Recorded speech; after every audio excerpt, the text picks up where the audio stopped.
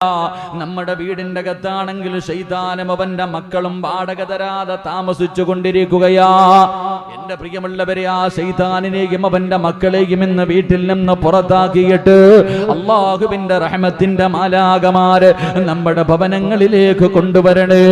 അള്ളാഹുവിന്റെ പ്രവാചകൻ സ്വല്ലല്ലാഹു അലൈഹി വസല്ലമ തങ്ങൾ അവിടെ നിന്ന് പറയുകയാണ്, ഈ സദസ്സിലിരിക്കുന്ന നിങ്ങളിൽ ചിലരുടെ വീടുകൾ ഈ നാട്ടുകാർക്ക് എല്ലാവർക്കും അറിയണമെന്നില്ല, ഈ നാട്ടുകാർക്ക് മുഴുവനും നിന്റെ വീട് അറിയണമെന്നില്ല. പക്ഷേ അള്ളാഹുവിന്റെ മലക്കുകൾക്ക് നിന്റെ വീട് നല്ല പരിചയമാ. നിന്റെ വീടുകൾ അള്ളാഹുവേ മലക്കുകൾക്ക് നല്ല പരിചയമാണ്.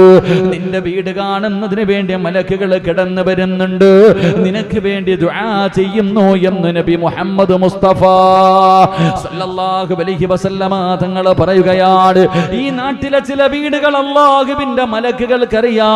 അള്ളാഹുവിന്റെ റസൂൽ അവിടെന്ന് പറയുകയാണ്, ഭൂമിയിൽ നിന്ന് ആകാശത്തേക്ക് നോക്കുമ്പോൾ നക്ഷത്രങ്ങൾ തിളങ്ങി കാണുന്നത് പോലെ ആകാശത്ത് നിന്ന് മലക്കുകൾ ഭൂമിയിലേക്ക് നോക്കുമ്പോ ചില വീടുകൾ പ്രകാശിക്കുമെന്ന് നബി മുഹമ്മദ് മുസ്തഫ സല്ലല്ലാഹു അലൈഹി വസല്ലമ തങ്ങൾ പറയുമ്പോൾ ഈ നാട്ടിലെ പ്രകാശിക്കുന്ന ഭവനമേതെന്നറിയുമോ? ഈ നാട്ടിലെ പ്രകാശിക്കുന്ന ഭവനങ്ങൾ ഏതാണ്? മലക്കുകൾ കാണുന്നതിന് വേണ്ടി വരി വരിയായി ഇറങ്ങി വരുന്ന ഭവനമേതാണ്? മലക്കുകൾ വന്ന് മുസാഫഹത്ത് ചെയ്യുന്ന, മലക്കുകൾ വന്ന് ദുആ ചെയ്യുന്ന ഈ നാട്ടിലെ ഏറ്റവും മനോഹരമായ വീടേതെന്നറിയുമോ? അല്ലാഹുവിന്റെ പ്രവാചകനോട് സ്വഹാബികൾ ചോദിക്കുന്നു, നബിയേ യാ റസൂലല്ലാഹ്, അല്ലാഹുവിന്റെ പ്രവാചകര് മലക്കുകൾക്ക് പരിചയമുള്ള അതാ മലക്കുകൾ അവിടെ നിന്ന് വീട് തേടിയിട്ട് ഇറങ്ങി വരുന്ന ഭൂമിയിലെ പ്രകാശിക്കുന്ന ഭവനങ്ങൾ ഏതാണെന്ന് അല്ലാഹുവിന്റെ പ്രവാചകനോട് ചോദിക്കുമ്പോ എന്റെ പ്രിയമുള്ളവരെ മുത്തുനബി അവിടെ നിന്ന് പറഞ്ഞു കൊടുക്കുകയാണ്, 5 വീടുകളാണ്. 5 വീടുകളാണ് പ്രകാശിക്കുന്നത്. ഈ നാട്ടിലെ 5 വീടുകൾ ഈ നാട്ടുകാർക്കറിയില്ലെങ്കിലും മലക്കുകൾക്കറിയാം. ജിബ്രീൽ അലൈഹിസ്സലാം മുതൽ തുടങ്ങുന്ന ലക്ഷക്കണക്കിന് മലക്കുകൾക്ക് പരിചയമുള്ള 5 വീടുകളാണുള്ളത്. അതിലെ ഒന്നാമത്തെ വീടേതെന്നറിയുമോ? അള്ളാഹുവിന്റെ റസൂൽ അവിടെന്ന് പറയുകയാ, ഈ സദസ്സിലിരിക്കുന്ന നിങ്ങളുടെ വീടാ വീട്ടിലുണ്ടോ? ആ ലിസ്റ്റിൽ നിങ്ങളുടെ വീടുണ്ടോ? മലക്കുകളുടെ സാന്നിധ്യമുള്ള വീടാണോ? ഇബ്ലീസിന്റെ സാന്നിധ്യമുള്ള വീടാണോ? എന്റെ പ്രിയമുള്ളവരെ, ഒന്നാമത്തെ ഭവനമേതെന്നറിയുമോ? ഈ ലോകത്തുള്ള സർവ്വ പള്ളികളുണ്ടല്ലോ, ഈ പ്രപഞ്ചത്തിലുള്ള സർവ്വ പള്ളികളുണ്ടല്ലോ, ആ പള്ളികൾ അല്ലാഹുവിന്റെ പരിശുദ്ധമായ കഅബാലയമാകട്ടെ. പടച്ചവനെ, ഒരു റക്അത്തിന് 1,00,000 പ്രതിഫലം കിട്ടുന്ന അല്ലാഹുവിന്റെ പരിശുദ്ധമായ കഅബാലയമാകട്ടെ. മുത്തുനബിയുടെ മസ്ജിദുൻ നബവി ഒരു റക്അത്ത് നമസ്കരിച്ചാൽ 50,000 പ്രതിഫലം. ആ മസ്ജിദുൻ നബവിയാകട്ടെ, അല്ലെങ്കിൽ ഫലസ്തീനിൽ കിടക്കുന്ന ബൈത്തുൽ മുഖദ്ദസ് 25,000 റക്അത്തിന്റെ പ്രതിഫലമാ. എന്റെ പ്രിയമുള്ളവരെ, ഈ നാട്ടിലെ ഏതെങ്കിലും ഒരു ചെറിയ തക്കാവാകട്ടെ, അല്ലാഹുവിന്റെ ഈ ഭൂമിയിലെ സർവ്വ പള്ളികളും നാളെ സ്വർഗ്ഗത്തിലാണെന്ന് നബി മുഹമ്മദ് മുസ്തഫ സല്ലല്ലാഹു അലൈഹി വസല്ലമ തങ്ങൾ പറയുകയാണ്. ഈ പള്ളി നാളെ സ്വർഗ്ഗത്തിലാണ്, ഈ പള്ളി നാളെ സ്വർഗ്ഗത്തിലാണ്. വെറുതെയല്ല പോകുന്നത്, വെറുതെയല്ല പോകുന്നത്. ഈ പള്ളി നാളെ സ്വർഗത്തിലേക്ക് പോകുമ്പോ 5 വിഭാഗം ആൾക്കാർ ഈ പള്ളിക്കകത്തിരുന്ന് സ്വർഗത്തിൽ പോകുമെന്ന് നബി മുഹമ്മദ് മുസ്തഫ സല്ലല്ലാഹു അലൈഹി വസല്ലമ തങ്ങൾ പറയുകയാണ്. നാളെ ഈ പള്ളി പടച്ച റബ്ബിന്റെ സ്വർഗത്തിലേക്ക് പോകുമ്പോ ഈ നാട്ടുകാരായ 5 ആൾക്കാരുണ്ടല്ലോ, ഈ നാട്ടിലെ 5 വിഭാഗം ആൾക്കാരുണ്ടല്ലോ, അവർ ഈ പള്ളിക്കകത്തിരുന്നാണ് സ്വർഗത്തിൽ പോകുന്നത്. അല്ലാഹുവേ, ആ ഭാഗ്യം നീ ഇവർക്ക് നൽകണേ അല്ലാ. ലോകത്തുള്ള സർവ്വ പള്ളികളും അല്ലാഹുവിന്റെ ഭവനങ്ങളാ, അല്ലാഹുവിന്റെ വീടാണ്. ഈ വീടുകൾ മുഴുവനും നാളെ സ്വർഗ്ഗത്തിലാണ്. എന്റെ പ്രിയമുള്ളവരെ, അല്ലാഹുവിന്റെ വീടായ ഈ പള്ളിയുണ്ടല്ലോ, ഇത് അലങ്കരിക്കേണ്ടത് എങ്ങനെയാണ് സഹോദരാ? AC വെച്ചിട്ടല്ല, കളറുന്ന വലിയ വലിയ ലൈറ്റുകൾ വെച്ചിട്ടല്ല. എന്റെ പ്രിയമുള്ളവരെ, അല്ലാഹുവിന്റെ വീട് എങ്ങനെയാണ് പ്രകാശിപ്പിക്കേണ്ടത്? അല്ലാഹുവിന്റെ വീട് അലങ്കരിക്കേണ്ടത് എങ്ങനെയെന്നറിയുമോ? അത് ഇബാദത്ത് ചെയ്തിട്ടാണെന്ന് നബി മുഹമ്മദ് മുസ്തഫ സല്ലല്ലാഹു അലൈഹി വസല്ലമ തങ്ങൾ പറയുകയാണ്. ഈ വീട് അലങ്കരിക്കേണ്ടത് ഇബാദത്തുകൾ കൊണ്ടാണ്, സൽക്കർമ്മങ്ങൾ കൊണ്ടാണ് എന്ന് മുത്തുനബി അവിടുന്ന് പറഞ്ഞു തരുമ്പോ ഈ നാട്ടിലെ മലക്കുകൾക്ക് പരിചയമുള്ള ഒന്നാമത്തെ വീട് ഏതെന്നറിയുമോ? എല്ലാ ദിവസവും 5 നേരം ഈ പള്ളിയിൽ നിന്ന് വിളിക്കുന്നു, ഹയ്യ അലൽ സ്വലാ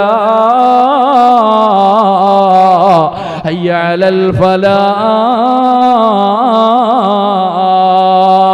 ഈ പള്ളിയുടെ മിനാരത്തിൽ നിന്ന് ബാങ്ക് വിളിക്കുമ്പോ ഈ പരിസരത്തുള്ള ഏത് വീടിന്റെ അകത്താണോ നമസ്കാരം നടക്കുന്നത്, ഏത് വീടിന്റെ അകത്താണോ നിസ്കരിക്കുന്നത്, ആ വീട് മലക്കിന് നല്ല പരിചയമുള്ള വീടാ, ആ വീട് മലക്കുകൾ തേടി വരുന്ന വീടാ, ആ വീടാണ് പ്രകാശിക്കുന്നത്, അവിടെയാണ് സന്തോഷമുള്ളത്, അവിടെയാണ് സമാധാനമുള്ളത്, അവിടെയാണ് ഒത്തൊരുമയുള്ളത്, അവിടെയാണ് തിന്നാൽ വയറ് നിറയുന്നത്, അവിടെയാണ് ഭാര്യയുടെ കൂടെ കിടന്ന തൃപ്തിപ്പെടുന്നത്, അവിടത്തെ മക്കളെ നോക്കിയാലാണ് കണ്ണിന് കുളിർമയുള്ളത്, അവിടെയാണ് സന്തോഷവും സമാധാനവും ഉള്ളതെന്ന് നബി മുഹമ്മദ് മുസ്തഫ തങ്ങൾ പറയുകയാ. മലക്കുകൾ കാണാൻ ഇറങ്ങി വരുന്ന, ഭൂമിയിൽ പ്രകാശിക്കുന്ന, ആകാശത്ത് നിന്ന് നോക്കുമ്പോൾ പ്രകാശിക്കുന്നതായി കാണുന്ന വീടുകളിൽ ഒന്നാമത്തെ വീട് ഈ പള്ളിയിൽ നിന്ന് ബാങ്ക് വിളിക്കുമ്പോൾ ഈ നാട്ടിലെ ഏത് വീടിന്റെ അകത്താണോ നമസ്കരിക്കുന്നത് ആ വീടാണെന്ന് നബിയുനാ റസൂലുള്ളാഹി ഉറക്കപ്പറ നബിയുനാ റസൂലുള്ളാഹി സ്വല്ലല്ലാഹു അലൈഹി വസല്ലമ തങ്ങൾ പറയുമ്പോൾ നല്ലതുപോലെ ഒന്ന് സ്വന്തം ആലോചിച്ച് നോക്ക്. നിന്റെ വീടിൻ്റെ അകത്ത് അങ്ങനെ വല്ലതും നടക്കുന്നുണ്ടോ? നിങ്ങളാരും നിസ്കരിക്കാത്തവരാണെന്ന് ഞാൻ പറയണില്ല, നിങ്ങളൊക്കെ നല്ലവരാ, നിങ്ങൾ 5 നേരം നിസ്കരിക്കുന്നവരാ, നിങ്ങളൊക്കെ നല്ലവരാ. പക്ഷേ നിങ്ങളുടെ പെണ്ണുമ്പോൾ നിസ്കരിക്കാറുണ്ടോ? നിങ്ങളൊക്കെ നിസ്കരിക്കുന്നവരാ, ഇല്ലാന്ന് ഞാൻ പറയണില്ല. നിങ്ങൾ 5 നേരം നിസ്കരിക്കുന്നവരാ. നിങ്ങളുടെ ഭാര്യമാര് നിസ്കരിക്കാറുണ്ടോ? നിങ്ങളുടെ മക്കള് നിസ്കരിക്കാറുണ്ടോ? എന്തേ അവർക്കൊന്നും നിസ്കാരമില്ലേ? അവർക്കൊന്നും നിസ്കാരമില്ലേ? എന്റെ വാപ്പ 7 വയസ്സുള്ളവനോട് നിസ്കരിക്കാൻ കൽപ്പിക്കണം. 10 വയസ്സായിട്ട് നിസ്കരിച്ചില്ലെങ്കിൽ എന്ത് ചെയ്യണം? ഒന്ന് പറഞ്ഞ എന്ത് ചെയ്യണം? അടിക്കണം. നിസ്കരിക്കാത്തതിന്റെ പേരിൽ മക്കളെ തല്ലിയ ഏതെങ്കിലും ഒരു വാപ്പ ഉണ്ടെങ്കിൽ കൈവക്ക്. കണ്ടിട്ട് മരിക്കാനുള്ള കൊതി കൊണ്ടാ കൈവക്കിക്ക്. തത്തമാരെ ഒരു കൈവങ്ങട്ടെ. നിസ്കരിക്കാത്തതിന്റെ പേരിൽ മക്കളെ തല്ലിയ ഒരു ഉമ്മ ഉണ്ടെങ്കിൽ എന്ന് കൈവക്ക്. A+ വാങ്ങിയില്ലെങ്കിൽ മടലി വെട്ടി തള്ളു. A+ അല്ലേ? രാവിലെ എഴുന്ന ഹോംവർക്ക് ചെയ്തില്ലെങ്കിൽ, ട്യൂഷന് പോയില്ലെങ്കിൽ തല്ല്.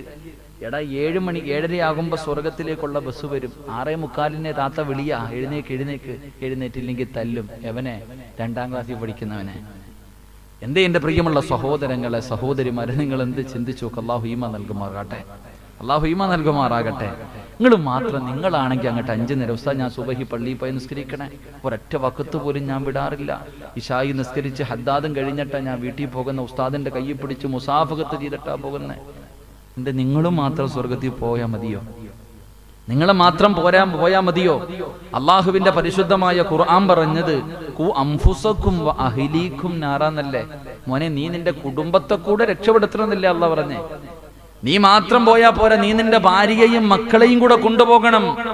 അള്ളാഹുവിന്റെ പരിശുദ്ധമായ ഖുർആൻ അത് പറയുമ്പോ എന്റെ പ്രിയമുള്ളവരെ, അള്ളാഹുവിന്റെ പടച്ച റബ്ബിന്റെ പരലോകത്തിലെ ഏറ്റവും വൃത്തികെട്ടവർ 3 വിഭാഗമാണെന്ന് നബിയുനാ റസൂലുള്ളാഹി സ്വല്ലല്ലാഹു.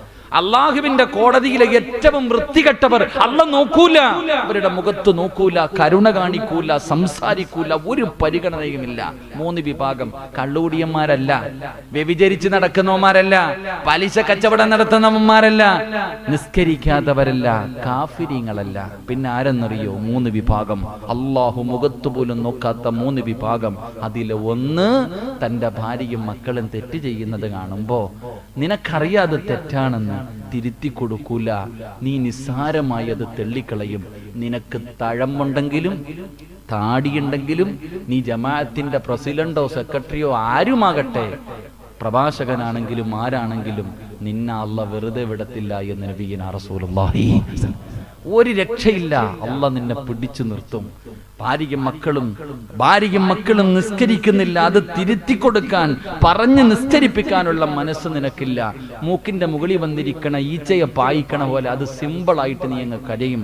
നിന്നെ അള്ളാഹ് വെറുതെ വിടത്തില്ലെന്ന് നബിയുനാ റസൂലുള്ളാഹി സ്വല്ലല്ലാഹു അലൈഹി വസല്ലം. അള്ളാഹു നമുക്ക് ഈമാൻ നൽകുമാറാകട്ടെ.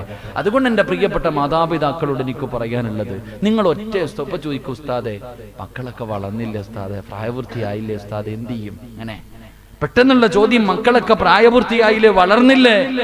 എന്റെ പ്രിയപ്പെട്ട വാപ്പ മഹാനായി നബി മുഹമ്മദ് മുസ്തഫ സ്വല്ലല്ലാഹു അലൈഹി വസല്ലമ തങ്ങള് ഫാത്തിമ ബീബി റളിയല്ലാഹു തആല അൻഹയെ വിവാഹം കഴിച്ചു വിട്ടു.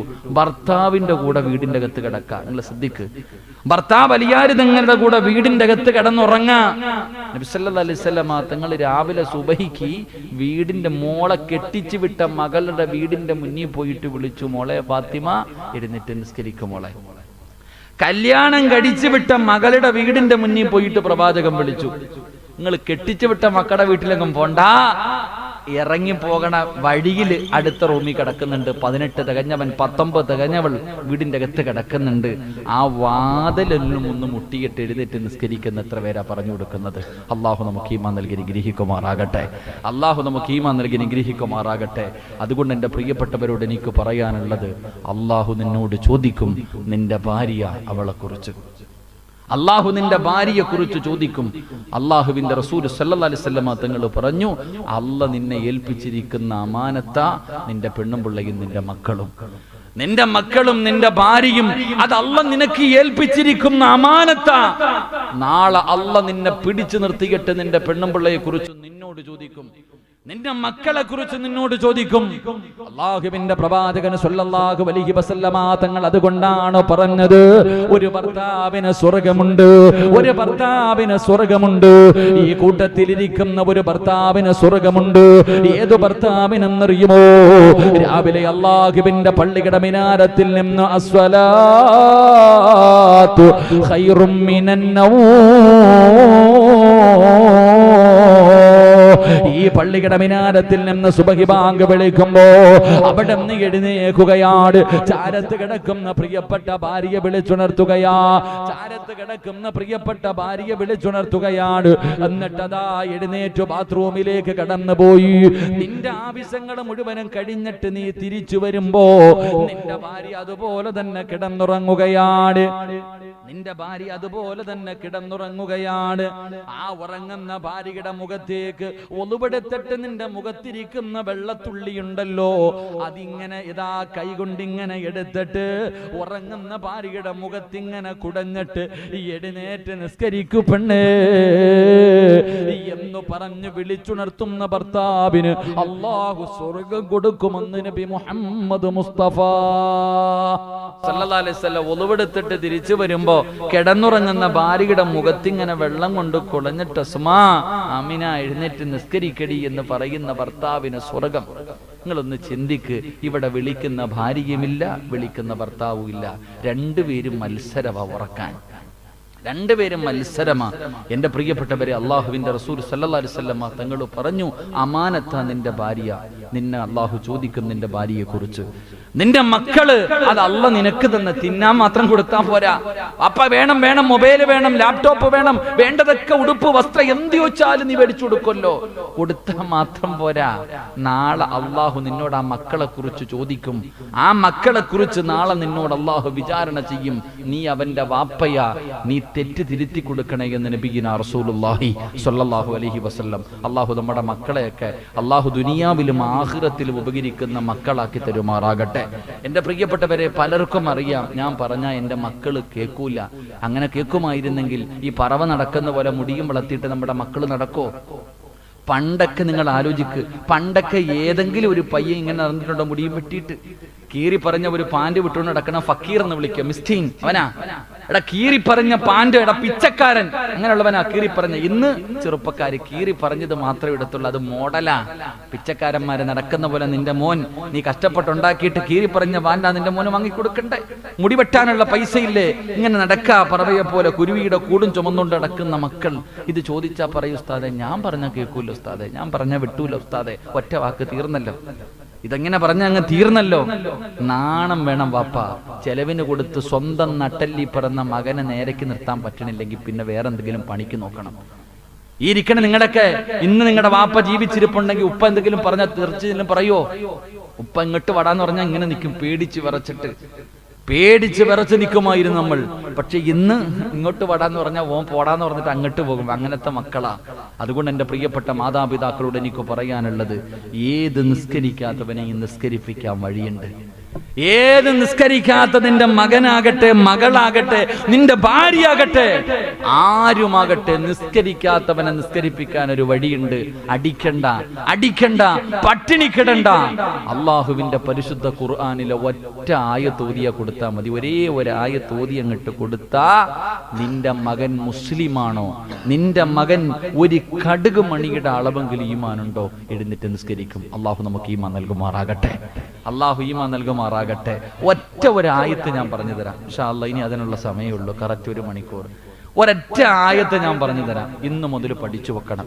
ഈ ആയത്ത് ഉറങ്ങുന്ന മക്കൾ നാളെ സുബഹിക്ക് കിടന്നുറങ്ങുന്ന മക്കളുടെ ചാരത്ത് ചെന്നിരുന്നിട്ട് ഈ ആയത്ത് ഓതിയാ മതി. നിന്റെ മോൻ എഴുന്നേക്കും. അതിനി എങ്ങനെ നടക്കുന്നവനാണെങ്കിലും. അവൻ മുസ്ലിമാണോ, അല്ല ഉണ്ടെന്ന് വിശ്വസിക്കുന്നുണ്ടോ, പള്ളിപ്പറമ്പിൽ പോയി കിടക്കേണ്ടവനാണെന്ന് വിശ്വസിക്കുന്നുണ്ടോ, നിന്റെ മക്കൾ എഴുന്നേറ്റ് നിസ്കരിക്കും. അള്ളാഹു നമുക്ക് ഈമാൻ നൽകുമാറാകട്ടെ. നമുക്ക് ബോറടിച്ചു തുടങ്ങിയ എനിക്കിങ്ങനെ വലിയ അറിയില്ല, പാട്ടൊന്നും പാടാൻ അറിയില്ല. ഞാനിങ്ങനെ ക്ഷമിച്ച് സഹിച്ചിരുന്നാൽ മതി. ഇൻഷാ അല്ലാഹ്, കുഴപ്പമില്ല. അള്ളാഹു നമുക്ക് ഈമാൻ നൽകി അനുഗ്രഹിക്കുമാറാകട്ടെ.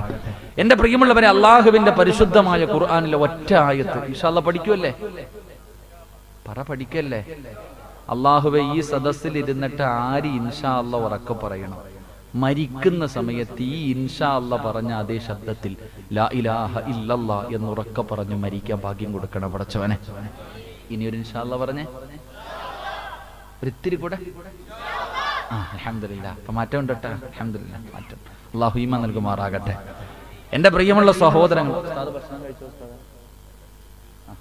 ചങ്ങായിമാരെ, പള്ളിയിലെ ഹത്തീബ പാവപ്പെട്ടനെ വിളിച്ചുകൊണ്ട് ഭക്ഷണം കൊടുപ്പാ. ഞാൻ കഴിച്ചിട്ട് ഇങ്ങനെ വന്നു. ഉസ്താൻ ഇവിടെ ഉണ്ടോ അതോ ഉസ്താന്മാർക്കാ കഴിച്ചു? നിങ്ങളിപ്പോ കഴിച്ചിട്ട് വരും. ഉസ്താനെ വിളിച്ചുകൊണ്ട് ഭക്ഷണം കൊടുക്കപ്പാ. അൽഹംദുലില്ലാഹ്. അൽ ഉലമാ വറസത്തുൽ അംബിയ. അള്ളാഹു നമ്മുടെ ഗുരുനാഥന്മാർ. ഇവിടെ വന്നിട്ട് ഒരുപാട് നാളായോ? ഇപ്പൊ വന്നതേ ഉള്ളില്ലേ? അപ്പൊ ഇനി പള്ളിയൊക്കെ പുതിയ പള്ളിയാ. സാധാരണ പള്ളിയൊക്കെ ജുമാഅത്ത് പള്ളിയൊക്കെ ആകുമ്പോൾ പള്ളി പുതിയതാകുമ്പോൾ പിന്നെ ഉസ്താദ് പഴയത് പറ്റൂല, പുതിയ തന്നെ വേണം. എന്തായാലും നിങ്ങളിപ്പോ വന്നതേ ഉള്ളൂ. ശരി, അള്ളാഹു ഖൈറാകുന്ന കാലത്തോളം ഖിദ്മത്ത് ചെയ്യാൻ ഭാഗ്യം കൊടുക്കുമാറാകട്ടെ. ആമീൻ പറഞ്ഞ കൈമാരെ. കാരണം ഉസ്താദ്മാരെന്തെങ്കിലും പറഞ്ഞാൽ പോയി. പണ്ട് നിങ്ങൾ ആലോചിക്കേ, പണ്ട് ഈ ഇരിക്കണേ, എനിക്കിപ്പം 33 വയസ്സ്, എന്നെക്കാളും പ്രായമുള്ളവർ ഇതായിരിക്കണവരൊക്കെ പണ്ട് വീട്ടിൽ പോയിട്ടേ ഉസ്താദ് തല്ലി എന്ന് പറയാൻ ധൈര്യമുള്ള ആരെങ്കിലും ഉണ്ടായിരുന്നു? പണ്ട് നമ്മൾ വീട്ടിൽ പോയിട്ട് വാപ്പ എന്നെ ഉസ്താദ് തല്ലി എന്ന് ഒരാളും പറയൂല, കൊണ്ടാലും മിണ്ടാതിരിക്കും. കാരണം വീട്ടിൽ പോയി പറഞ്ഞ വാപ്പായും തല്ലും. നീ എന്തെങ്കിലും കുരുത്തക്കേട് കാണിച്ചിട്ടാ ഉസ്താദ് നിന്നെ തല്ലി എന്ന് പറഞ്ഞ് വാപ്പായും തല്ലും. ഇന്ന് വീട്ടിൽ ചെന്നിട്ട് ഉസ്താദ് എന്നെ കണ്ണുരുട്ടി നോക്കി എന്ന് പറഞ്ഞാൽ മതി, പിന്നെ ഉസ്താദിന്റെ റൂമിന്റെ മുന്നിൽ ഉണ്ടാകും വാപ്പമാര്. അതാ അവസ്ഥ. അള്ളാഹു നമുക്കൊക്കെ ഈമാൻ നൽകുമാറാകട്ടെ. അതുകൊണ്ട് ഒരൊറ്റ ആയത്ത് ഞാൻ പറഞ്ഞു തരാം, പഠിച്ചോ. ഇന്ന് മുതൽ പഠിച്ചോ. എന്റെ ഉമ്മമാരെല്ലാവരും പഠിച്ചോ. അള്ളാഹുവിന്റെ പരിശുദ്ധമായ ഖുർആനിലെ ഒരേ ഒരായത്ത് ഞാൻ പറഞ്ഞു തരാം. നാളെ രാവിലെ മുതൽ ഈ സദസ്സിലിരിക്കുന്ന ബാപ്പാ, നിനക്ക് നിന്റെ മക്കളെ സ്വർഗത്തിൽ കൊണ്ടുപോകണോ? നിന്റെ കുടുംബത്തോടൊപ്പം നാളെ പടച്ച റബ്ബിന്റെ അനുഗ്രഹങ്ങൾ കൊണ്ട് നിറച്ച ആ ജന്നാത്തുൽ ഫിർദൗസ് എന്ന് പറയുന്ന സ്വർഗത്തിൽ നിനക്ക് ഒരുമിച്ച് കൂടണോ? അള്ളാഹുവിന്റെ പരിശുദ്ധമായ ഖുർആനിലെ ഈ ആയത്ത് നാളെ രാവിലെ മുതൽ നിന്റെ മക്കൾക്ക് ഓതിക്കൊടുത്തോ. കിടന്നുറങ്ങുന്ന മക്കളാകട്ടെ, കിടന്നുറങ്ങുന്ന ഭാര്യയാകട്ടെ, ആരുമാകട്ടെ, നമസ്കരിക്കാതെ കിടന്നുറങ്ങുന്നവരുടെ ചാരത്തേക്ക് കിടന്നു ചെന്നിട്ട് ഓതണ്ട ആയത്തേതെന്നറിയുമോ? അല്ലാഹുവിന്റെ പരിശുദ്ധമായ ഖുർആൻ പറയുകയാ, അല്ലാഹുവിന്റെ ഖുർആൻ പറയുകയാണ്, ഈ ആയത്താണ് നാളെ മുതൽ ഓതി കൊടുക്കേണ്ടത്. ബിസ്മില്ലാഹിർ റഹ്മാനിർ റഹീം. വഅ്മുർ അഹ്ലക ബിസ്സലാത്തി വസ്തബിർ അലൈഹാ ലാ നസ്അലുക റിസ്ഖാ നഹ്നു നർസുകു വൽ ആകിബതു ലിത്തഖ്വാ. ഈ ആയത്ത് നിങ്ങളെല്ലാവരും പഠിച്ചോ. നാളെ മുതൽ ഓതാനുള്ളതാണ്. മക്കള് സന്തോഷത്തോടെ ജീവിക്കുന്നത് കാണാൻ ആഗ്രഹമുള്ള ഓരോ ഉപ്പയും ഉമ്മയും ഈ ആയത്ത് പഠിച്ചോ. ഞാനല്ല പറയുന്നത്, അല്ലാഹുവാണ്. പരിശുദ്ധമായ ഖുർആൻ, വിശുദ്ധമായ ഖുർആനാ പറയുന്നത്. തന്റെ ഭാര്യയെയും മക്കളെയും വിളിച്ചുണർത്തിയിട്ട് നിസ്കരിപ്പിക്കുന്ന ഉപ്പമാരെ അല്ലാഹുവിന്റെ ഖുർആൻ അവിടെന്ന് പറയുകയാ, നിനക്കല്ല തരുന്ന ഒന്നാമത്തെ പ്രതിഫലം എന്തെന്നറിയുമോ? വഅ്മുർ അഹ്ലക ബിസ്സലാത്തി വസ്തബിർ അലൈഹാ ലാ നസ്അലുക റിസ്ഖാ. എന്റെ പ്രിയമുള്ളവരെ, വെള്ളിയാഴ്ച ദിവസം ജുമാ കഴിഞ്ഞ് പള്ളിയുടെ വെളിയിലിറങ്ങുമ്പോ നീ എല്ലാ വെള്ളിയാഴ്ചയും ഒരു കാഴ്ച കാണുന്നവനാട്. പള്ളിയുടെ മുന്നിലിരുന്ന് യാചിക്കുന്നവരെ കാണുന്നവരാ. അള്ളാന്റെ പള്ളിയുടെ മുന്നിലിരുന്നിട്ട് മക്കളെ കെട്ടിക്കാ പൈസയില്ല, മരുന്ന് വാങ്ങാ പൈസയില്ല, ഭക്ഷണം വാങ്ങാ പൈസയില്ല എന്ന് പറഞ്ഞുകൊണ്ട് പള്ളിയുടെ മുന്നിലിരുന്നിട്ട് പിരിവെടുക്കുന്നവരാ കാണുന്നവരാ. നിന്റെ വീട്ടില് പടച്ചവനെ ഈ റമളാൻ മാസത്തില് എത്രയോ പേര് നിന്റെ വീടിന്റെ മുന്നിൽ പിരിവിന് വരുന്നത് കണ്ടവനാ. എങ്കിൽ അല്ലാഹു പറയുകയാ, നിനക്കങ്ങനെ ഒരു ഗതി അല്ലാഹു വരുത്തൂല. നിനക്കല്ല അങ്ങനെ ഒരു ഗതി വരുത്തൂല. അല്ലാഹുവിന്റെ ഖുർആൻ അവിടെന്ന് പറയുകയാണ്, തന്റെ ഭാര്യയെയും മക്കളെയും വിളിച്ചുണർത്തിയിട്ട് നിസ്കരിപ്പിച്ച അല്ലാഹു തരുന്ന ഒന്നാമത്തെ പ്രതിഫലം നിനക്കും നിന്റെ ഭാര്യക്കും നിന്റെ മക്കൾക്കും മരിക്കുന്ന കാലം വരെ കഴിക്കാൻ ഭക്ഷണം അല്ലാഹു തരുമെന്ന് അല്ലാഹുവിന്റെ വിശുദ്ധ ഖുർആൻ. അല്ലാഹുവിന്റെ പരിശുദ്ധമായ ഖുർആൻ പറയുക, 5 നേരം നീയും നിന്റെ ഭാര്യയും മക്കളും നിസ്കരിച്ചാ ലാ നസ്അലുക റിസ്ഖ, നീ ഭക്ഷണം തേടിയിട്ട് നടക്കണ്ട, നീ റിസ്ക് തേടിയിട്ട് നടക്കണ്ട. നിനക്കും നിന്റെ കുടുംബത്തിനും മരിക്കണ കാലം വരെ ഭക്ഷണം ഞാൻ തരാമെന്ന് അല്ലാഹുവിന്റെ പരിശുദ്ധ ഖുർആൻ. അല്ലാഹു നമുക്ക് ഈമാൻ നൽകുമാറാകട്ടെ. അല്ലാഹ് ഈമാൻ നൽകുമാറാകട്ടെ. ചങ്ങാതി, അല്ല പറയാ, ഞാനാടാ റബ്ബ്, ഞാനാ റിസ്ക് തരുന്നവൻ, നീ അല്ല. നീ തേടി നടക്കണ്ട, നീ ഭക്ഷണവും തേടി നടക്കണ്ട. നിനക്കും നിന്റെ കുടുംബത്തിനും പട്ടിണിയില്ലാതെ മരിക്കണ കാലം വരെ തിന്നാ ഞാൻ ഭക്ഷണം തരാം. അല്ലാഹു നമുക്ക് ഈമാൻ നൽകുമാറാകട്ടെ. അല്ലാഹു ഈമാൻ നൽകുമാറാകട്ടെ. ഞാനല്ല പറഞ്ഞത്, സൂറത്തു ത്വാഹ, അല്ലാഹുവിന്റെ പരിശുദ്ധമായ ഖുർആൻ സൂറത്തു ത്വാഹയുടെ 135-6 ശേഷമുള്ള ആയത്തെടുത്ത് നോക്കുക. അല്ലയാ പറഞ്ഞത്, മരിക്കുന്ന കാലം വരെ പട്ടിണിയില്ലാതെ കഴിയാം. അല്ലാഹു നമുക്ക് ഈമാൻ നൽകുമാറാകട്ടെ. അല്ലാഹു നമുക്ക് ഈമാൻ നൽകുമാറാകട്ടെ. അപ്പൊ നിങ്ങൾ ചോദിക്കും, സിറാജ്, അപ്പൊ ഒരു ദിവസം ഞാൻ ജോലിക്ക് പോയില്ലെങ്കിൽ പിന്നെ എന്റെ പെണ്ണും പിള്ളയ്ക്കും മക്കൾക്കും ആരാ തിന്നാൻ കൊടുക്കുന്നത്? അല്ല കൊടുക്കോ? ചോദ്യം, ഞാൻ ഒരു ദിവസം ജോലിക്ക് പോയില്ലെങ്കിൽ എന്റെ ഭാര്യക്കും മക്കൾക്കും ആര് ഭക്ഷണം കൊടുക്കും? നീ മരിച്ച ആര് കൊടുക്കും? അതാ ചോദ്യം. ഞാൻ ചോദിക്കണതാ. നീ ഇന്ന് രാത്രി മരിച്ച നാളെ നീ ഖബറിൽ നിന്ന് കൊണ്ടുവന്ന് കൊടുക്കോ നിന്റെ പെണ്ണും പിള്ളയ്ക്കും മക്കൾക്കും? ഇല്ലല്ലോ. അള്ളയല്ലേ കൊടുക്കണേ, അള്ളയല്ലേ കൊടുക്കണേ. അല്ലാഹു സുബ്ഹാനഹു വ തആല നിനക്ക് ആരോഗ്യമുണ്ടെങ്കിൽ അല്ലേടാ നീ ജോലിക്ക് പോ. നിനക്ക് കാലുണ്ടെങ്കിലല്ലേ നീ പോ, കൈ ഉണ്ടെങ്കിലല്ലേ പോ, നട്ടല്ലൊടിഞ്ഞ കിടന്നാ നീ പോ, ക്യാൻസർ പിടിച്ചാ നീ പോ? ഇല്ലല്ലോ. ഇതൊക്കെ തരുന്നത് അള്ളയാ. അതുകൊണ്ട് അല്ലാഹു പറയുകയാ, മരിക്കുന്ന കാലം വരെ ഞാൻ ഭക്ഷണം തരാം. ഉമ്മ രാവിലെ ഇന്ന് വരെ ഇരിക്കണ ഏതെങ്കിലും വാപ്പ, ഏതെങ്കിലും ഉമ്മ രാവിലെ സ്കൂളിൽ പോകുന്ന മക്കളോട്, മോനെ മോനെ നീ സന്തോഷത്തോടു കൂടി ജീവിക്കുന്നത് കാണണം മോനെ, അതുകൊണ്ട് മോനെ ളുഹറിന്റെ സമയത്ത് എന്റെ പൊന്നുമോൻ ഭക്ഷണം കഴിക്കാൻ വിടുന്ന സമയമെങ്കിലും എവിടെയെങ്കിലും ഒരു പേപ്പറെങ്കിലും വിരിച്ചിട്ട് ളുഹർ നിസ്കരിക്കണേ മോനെ. 3 മണിയാകുമ്പോ വീട്ടിലേക്ക് മടങ്ങി വരുന്ന 3:30 വീട്ടിലേക്ക് വരുന്ന മക്കളോട് പെട്ടെന്ന് ഉളവെടുത്തിട്ട് മോളെ ആ ളുഹർ ഒന്ന് ഖളാ ആകാതെ നിസ്കരിക്ക് എന്ന് പറഞ്ഞു കൊടുക്കുന്ന എത്ര ഉപ്പമാരാവുള്ളേ, എത്ര ഉമ്മമാരാവുള്ളേ. എന്റെ പ്രിയപ്പെട്ടവരെ, 5 നേരം നിസ്കരിച്ച മരിക്കുന്ന കാലം വരെ റബ്ബ് നിനക്ക് ഭക്ഷണം തരുമെന്ന് നബിയുനാ റസൂലുള്ളാഹി. അള്ളാഹുവിന്റെ വിശുദ്ധമായ ഖുർആൻ പറഞ്ഞു, ഒരു പേടിയും വേണ്ട. അതുകൊണ്ട് ആ പണ്ടുള്ള വാപ്പമാര് 10 മക്കളുണ്ടായിട്ടും പട്ടിണിയില്ലാതെ കഴിഞ്ഞേ. നീ പറയല്ലോ നീ ഞങ്ങളുടെ കുടുംബം അങ്ങനെ, അന്ന് കൊട്ടാരമൊന്നും ഇല്ലല്ലോ, ഒരു ചെറിയ കുടിലിനകത്ത് 5, 6, 7, 8, 10 മക്കള്. അൽഹംദുലില്ലാഹ് വയറ് നിറച്ചിട്ട് കഞ്ഞിയെങ്കിൽ കഞ്ഞി, വെള്ളമെങ്കിൽ വെള്ളം, സന്തോഷത്തോടെ കുടിച്ചിട്ട് വയറ് നിറഞ്ഞ് ജീവിച്ചത് ഇതുപോലെ ജീവിച്ചത് കൊണ്ടാ. അള്ളാഹു നമുക്ക് ഈമാൻ നൽകുമാറാകട്ടെ. അപ്പൊ നിസ്കരിച്ച സ്നേഹമുണ്ടെങ്കിൽ മക്കളോട് ഇതാ പറഞ്ഞു കൊടുക്കേണ്ടത്, മോനെ മരിക്കുന്ന കാലം വരെ പട്ടിണിയില്ലാതെ നല്ലതുപോലെ ഒരുത്തന്റെ മുന്നിലും പോയി കൈനീട്ടാതെ കടന്ന് സുഖമായിട്ട് ജീവിക്കാം മോനെ, എഴുന്നേറ്റ് നിസ്കരിക്ക്. ഇത് ഒന്നാമത്തെ പ്രതിഫലം. ഇത് പറഞ്ഞാ ഉടനെ മൈക്ക് സെറ്റുകാരെന്തോ പറ്റി, ഇപ്പൊ ആദ്യത്തെ ഗുമ്മൊന്നുമില്ല, പറ്റിട്ട് പോയാ അപ്പൊ ഏകദേശം തീരുമാനമായി. ഇൻഷാ അല്ലാഹ് എനിക്ക് നാളെയും പരിപാടിയുണ്ട്. ആ ചങ്ങാതിയെ വിളിച്ചിട്ട് തൊണ്ട അടഞ്ഞെന്ന് പറഞ്ഞാ ഓൻ എൻ്റെ കബറി കിടക്കണ വാപ്പായെ പോലും വെറുതെ വിടത്തില്ല. അവൻ പറയും പൈസയും മേടിച്ചിട്ട് ഞാൻ വേറെ പോയെന്ന് പറയും. കുഴപ്പമൊന്നുമില്ല, ഇതുപോലെ തന്നെ പോട്ടെ, കുഴപ്പമൊന്നുമില്ല, കേൾക്കാം, എന്ത് കുഴപ്പമൊന്നുമില്ല, കുഴപ്പമില്ല, ഇൻഷാ അല്ലാഹ് ഉള്ളതൊക്കെ മതി, അൽഹംദുലില്ലാഹ്. നിങ്ങളെ കുറ്റം പറഞ്ഞൊന്നുമല്ലപ്പ, ഇതൊക്കെ മനുഷ്യന്മാർ വരെ മരിച്ചു പോകുന്നു, പിന്നല്ലേ മൈക്ക് തെറ്റ്. എല്ലാ മനുഷ്യന്മാരെ തന്നെ നിന്നത് ഇപ്പനെ വീണ് മരിച്ചു പോകും, ഇൻഷാ അല്ലാഹ്. അപ്പോ ഇത് പറഞ്ഞാൽ ഉടനെ നമ്മുടെ മക്കൾ എഴുന്നേറ്റ് നിസ്കരിക്കും. എല്ലാവരും നിസ്കരിക്കണമെന്നില്ല, എല്ലാവരും ചാടി എഴുന്നേറ്റ് നിസ്കരിക്കണമെന്നില്ല. അപ്പോൾ രണ്ടാമതായി പറഞ്ഞു കൊടുക്കേണ്ടത് എന്താണ്? പിന്നെയും തിരിഞ്ഞു കിടക്കുന്ന മക്കളോട് ചോദിക്കണം, മോനെ ഒരു ദിവസം എന്തായാലും നീ മരിക്കുമല്ലോ. മക്കളോട് തിരിച്ചു ചോദിക്കുകയാണ്, മോനെ ഒരു ദിവസം നീ എന്തായാലും മരിക്കുമല്ലോ. എന്റെ പൊന്നുമോനെ ഈമാനോട് കൂടിയുള്ള ഒരു നല്ല മരണം വേണമെന്ന് ആഗ്രഹമില്ലേ? എത്രയോ പേര് മുഖം ചിരിച്ചുകൊണ്ട് പുഞ്ചിരിക്കുന്ന മുഖത്തോട്, പ്രകാശിക്കുന്ന മുഖത്തോടെ മരിച്ചു കിടക്കുന്നത് കണ്ടിട്ടില്ലേടാ? സുബഹിയുടെ സമയത്ത് ഉറങ്ങുന്ന മക്കളോടൊരു വാപ്പ ചോദിക്കുകയാ. എന്റെ ഉമ്മമാരെപ്പോഴും പറയും, സിറാജ് പ്രസവത്തിന് മരണവേദനയാടാ, പ്രസവത്തിന് മരണവേദനയാടോ. ആ നിന്റെ ഈ വേദന അനുഭവിച്ച ഉമ്മ പ്രസവത്തിന്റെ വേദനയേക്കാൾ എത്രയോ ഇരട്ടിയാണ് മരണത്തിന് വേദനയുള്ളത്. കാരണം അല്ലാഹുവിന്റെ ഖുർആനാ പറഞ്ഞത്, അല്ലാഹുവിന്റെ പരിശുദ്ധമായ ഖുർആനാ പറഞ്ഞത്, അതാ എല്ലാവരും മരിക്കുമെന്ന്, മരണത്തിന് വേദനയുണ്ടെന്ന് അല്ലാഹുവിന്റെ ഖുർആനാ പറഞ്ഞത്. എങ്കിലും സ്നേഹമുള്ള ഒരു ഉമ്മ തന്റെ പൊന്നാര മക്കളോട് പറഞ്ഞു കൊടുക്കേണ്ടത്, മോനെ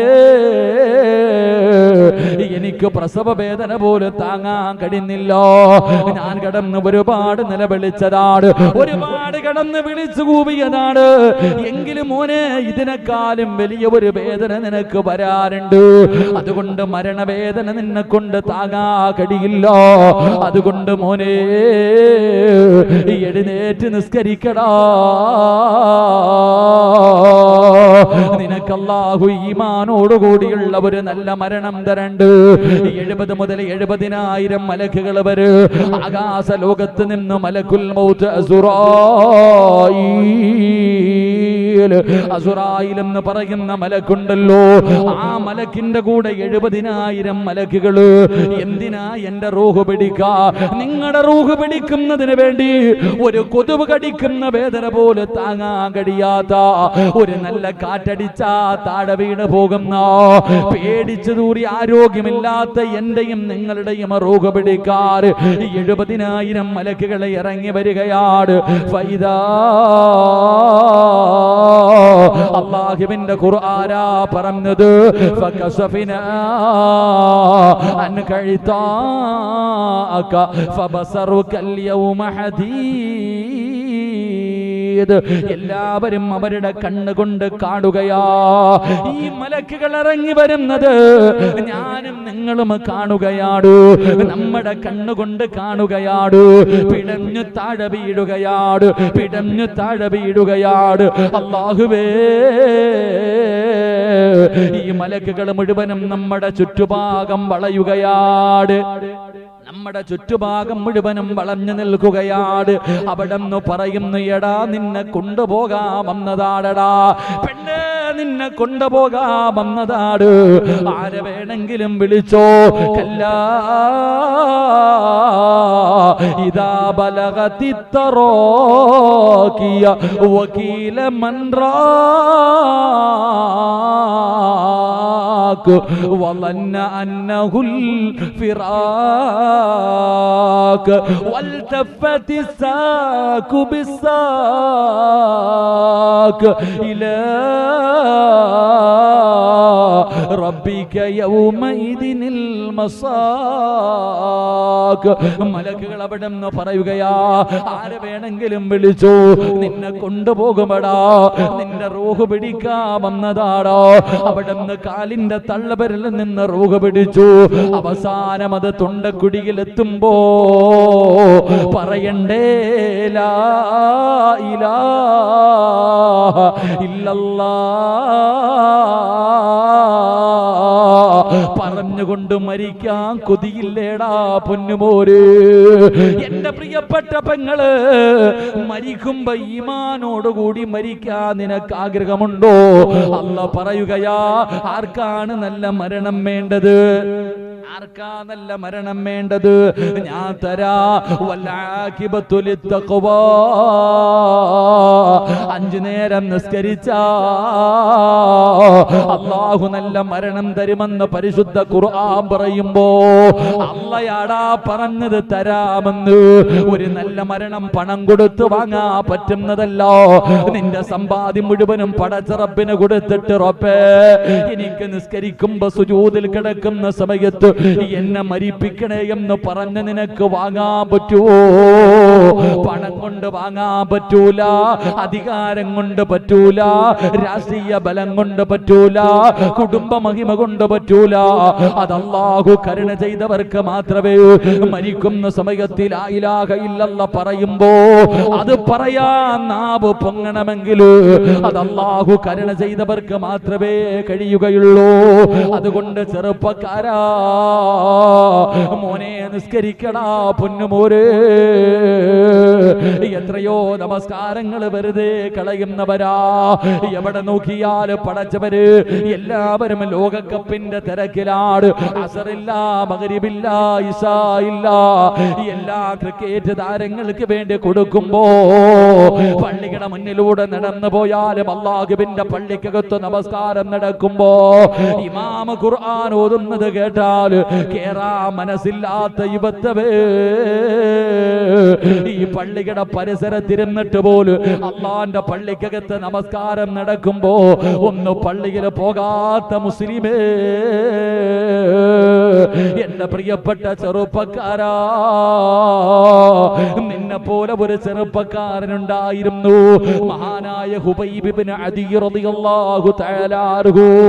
നിന്നെ പോലെ ഒരു ചെറുപ്പക്കാരനാണ്. ഒരുപാട് സ്വപ്നങ്ങളും ഒരുപാട് പ്രതീക്ഷകളും മായി ജീവിച്ച ഹുബൈബ് എന്ന് പറയുന്ന ചെറുപ്പക്കാരനുണ്ടല്ലോ. അല്ലാഹുവേ, അവിടെ നിന്ന് തൂക്കിക്കൊല്ലുന്നതിന് വേണ്ടി ശത്രുക്കൾ പിടിച്ചു കൊണ്ടുപോയി കഴുകുമരത്തിന്റെ മുകളിൽ കയറ്റി നിർത്തിയിരിക്കുകയാണ്. ഹുബൈബ് റളിയല്ലാഹു തആല അൻഹുവിനെ തൂക്കിലേറ്റാ സമയമായി. ശത്രുക്കൾ ചോദിക്കുന്നു, ഹുബൈബേ, നീ ഞങ്ങളുടെ കളിക്കൂട്ടുകാരനാണ്, എന്തിനാടാ ചെറുപ്രായത്തിൽ മരിക്കുന്നത്? നീ വിവാഹം കഴിച്ചിട്ടില്ല, എടാ ഒരുപാട് കാലമിനെ ജീവിക്കേണ്ടവനല്ലേ ഹുബൈബ്, എന്തിനാ നീ മരിക്കുന്നത്? നീ കാണിക്കുന്ന പെണ്ണിനെ നിനക്ക് കയ്യിൽ പിടിച്ച് തരാബടാ. എത്ര പണം വേണമെങ്കിലും ഞങ്ങൾ തരാ, അധികാരം നിനക്ക് തരാ. ഈ പുതിയ മതം കടന്നിട്ട് വാടാ ഹുബൈബ്. ഹുബൈബ് റളിയല്ലാഹു തആല അൻഹു തയ്യാറായില്ല.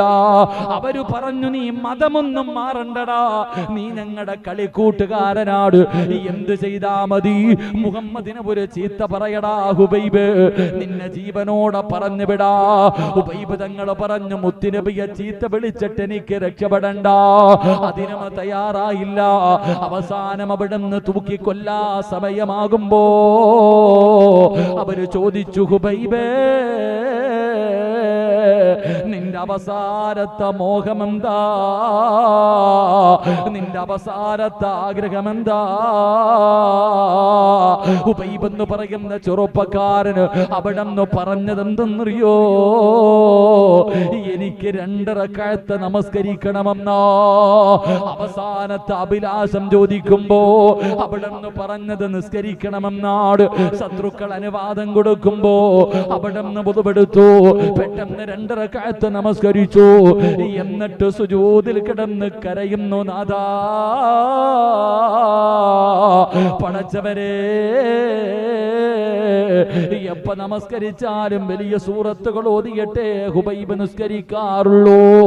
ആദ്യമായിട്ടാ ചെറിയ സൂറത്ത് ഓതുന്നത്, ആദ്യമായിട്ടാണ് ചെറിയ സൂറത്ത് ഓതുന്നത്. അല്ലാഹുവേ, എനിക്ക് നിന്റെ മുന്നിൽ നിൽക്കാൻ ആഗ്രഹമില്ലാഞ്ഞിട്ടല്ല, വലിയ സൂറത്തുകൾ ഓതി എനിക്ക് നിസ്കരിക്കണമെന്ന് ആഗ്രഹമുണ്ട് തമ്പുരാനെ. പിന്നെ എന്തേ എളുപ്പം നിർത്തിയതെന്നറിയോ? എളുപ്പം നിർത്തിയതെന്തെന്നറിയോ? എന്റെ നിസ്കാരം എങ്ങാണം നീണ്ടുപോയാൽ ഇവന്മാര് വിചാരിക്കും എനിക്ക് മരിക്കാൻ പേടിയാണെന്ന്. എനിക്കൊരു പേടിയുമില്ല തമ്പുരാന്, എനിക്ക് മരിക്കാൻ യാതൊരു പേടിയുമില്ല. അവിടെന്ന് പെട്ടെന്ന് ദുആ ചെയ്തു, കഴുകുമരത്തിന്റെ മുകളിലേക്ക് കയറി. അവസാനം ശത്രുക്കൾ തന്റെ കഴുത്തിൽ കയറിട്ട് മുറുക്കുമ്പോ മരണവേദന സഹിക്കാൻ കഴിയാതെ ഉബൈബ് റളിയല്ലാഹു തആല അൻഹു മരണപ്രാളത്തിൽ കിടന്ന് പിടയുമ്പോ മലക്കുകൾ ചോദിക്കുന്നു, ഹുബൈബേ എന്തിനാടാ കരയുന്നത്, എന്തിനാടാ പേടിക്കുന്നത്?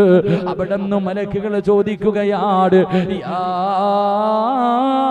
അയ്യത്തുഹൻ നഫ്സുൽ മുത്മഇന്ന ഇർജിഇ ഇലാ റബ്ബികി റാളിയതൻ മർളിയാ